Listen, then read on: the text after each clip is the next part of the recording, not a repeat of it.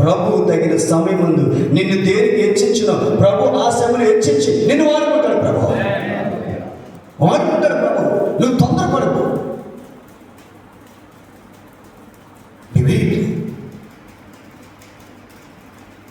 శరీరానుసారంగా ముగించిన ప్రయత్నం చేయండి. ఇక్కడ ఆకారం ఏం చేశాడండి? ఆశించాడు. ఇప్పుడు ఆశించాల్సిన మాట చెప్తాను. నన్ను అన్నం పిలిచారు, మీరు పిలిచారు, నాకు కావాల్సిన చుట్టూ పెడుతున్నారు, నాకు ఏంటి పెట్టారు, మామూలు పెట్టారు, ఇన్ని ఎవగా నేను ఎందుకు ప్రకృతిగా ఎవరికొకరు కాసుకున్న బాటలు ఎందుకు దొంగిలించాలి? ఇప్పుడు ఆశించినప్పుడు నాకు ఆకలేసి ఆశిస్తే వేరే, ఓకేనా? నాకు దాహం వేసి ఆశిస్తే వేరే, నాకు తిండి లేక ఆశిస్తే వేరే. ఆకానికి అప్పటికి ఏమన్నా చూడండి కిందనే 36 వచ్చు. 36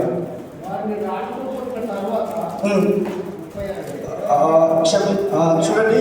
24 క్షమించండి. 24 తర్వాత యోషువను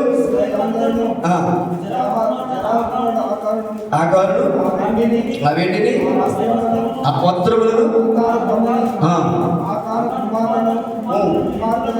కుమార్తెలను ఎద్దులను గాడిదలను మందలను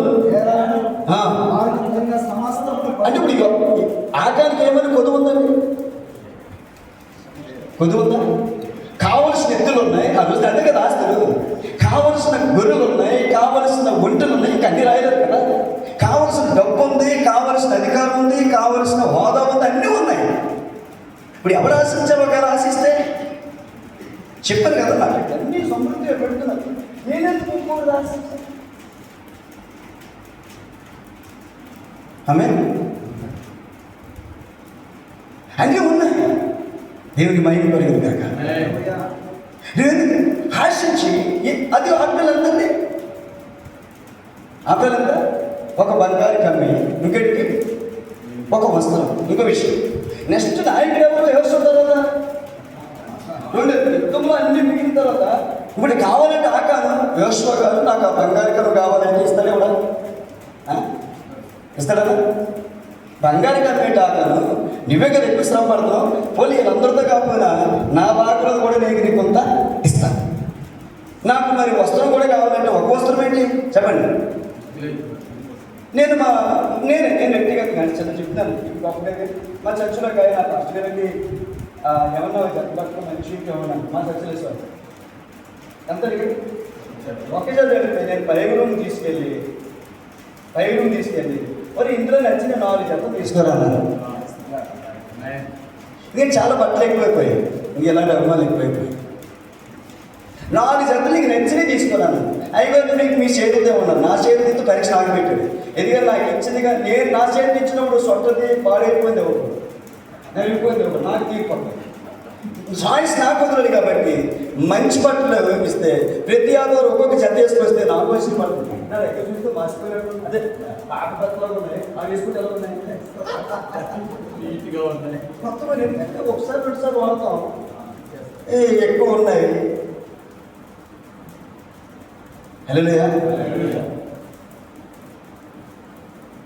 అది ఒకటి అడిగితే ఎన్ని? ఇప్పుడు ఆకారం గారికి అడిగితే ఇస్తాడు కూడా. మరి ఏం పొదువు? నెక్స్ట్ యోషువ తర్వాత అంతా సొంతనీతే కదా. ఆశించాడు, ఏమీ పొదువు లేదు. జాగ్రత్తగానండి. చివరికి 26వ వచనం, వారిని రాళ్ళతో కొట్టిన తర్వాత వారిన ముందు ఎవరినండి? వారిని ఎవరు? ఆకాన్ని, భార్యలు, పిల్లలు, గొర్రెలు, మేకల్ని అంతండి.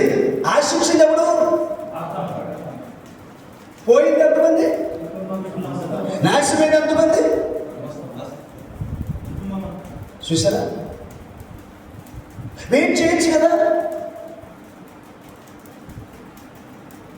నీ పట్ల ప్రభు ఏమి ఉంచాడో ఆత్మానుసారిగా ప్రారంభించావు. ఎందుకు నువ్వు శరీరానుసారిగా ఆత్మలు బంగారు రెండు. దాని గురించి ఏముంది? హెబ్రీ పత్రిక 6:1 చదువు. దాని గురించి ఏం చెప్తుందో, ఆయన ఆశించిన దాని గురించి ఏం చెప్తుంది? హెబ్రీ 6:1 చదువుతాం చాలా స్పీడ్గా. హెబ్రీ 6:1.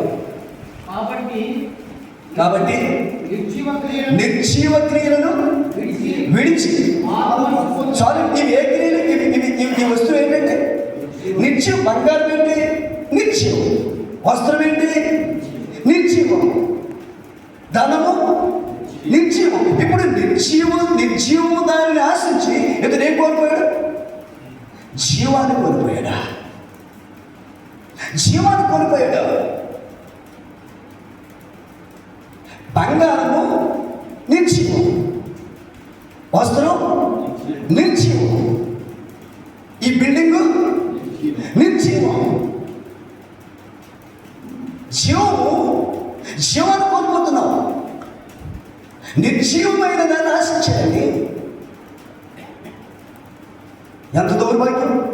ఈరోజు సేవకుడా, దేవుడు మన ఆయన ఆత్మతోనూ జీవంతో నింపాడు, ఆయన కృపతో నింపాడు. మనం దేని ఆశిస్తున్నాం? నిర్జీవమైన దాన్ని. ఘనత నిర్జీవం, వస్త్రం నిర్జీవం, మనకున్న వాహనం నిర్జీవం.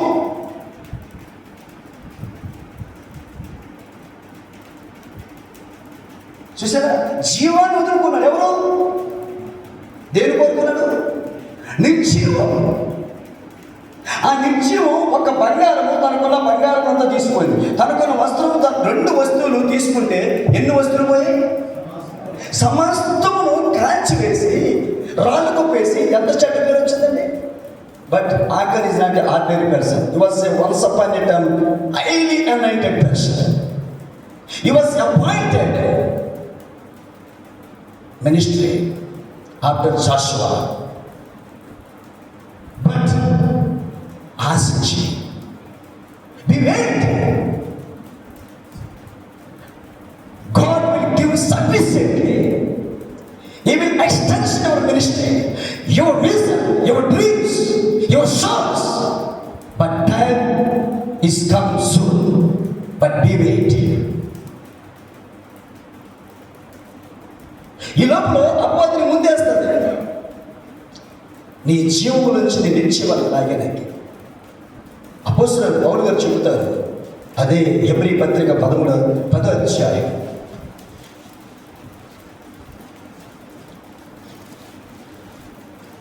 హెబ్రీ 10వ అధ్యాయంలో దేవునికి మహిమ కలుగును గాక. 32వ వచనం. అయితే మీరు వెలిగింపబడిన మీదట శ్రమలతో కూడిన గొప్ప పోరాటమును సహించిన పూర్వదినములను జ్ఞాపకం. ఒకసారి ఇప్పుడు మొదట్లోనే మనం పేదరికాన్ని అనుభవించాం కదా. మొదట్లో మనకి చర్చ ఉండేదా? మందిరం ఉండేదా? స్థలం ఉండేదా? ఆత్మలు ఉండేదా? అప్పుడే రోషంగా నిలబడ్డావు దయసరుడా. ఇప్పుడు నీకు దేవుడు కృపను బట్టి ఒక మందిరం ఇచ్చాడు, కొన్ని ఆత్మలు ఇచ్చాడు. ఇప్పుడైతే మనం ఆశించాలి.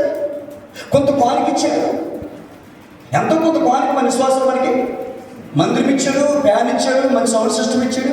ఇప్పుడైతే మనకు కావాలి. ఇంకే రాజకీయ నాయకుడు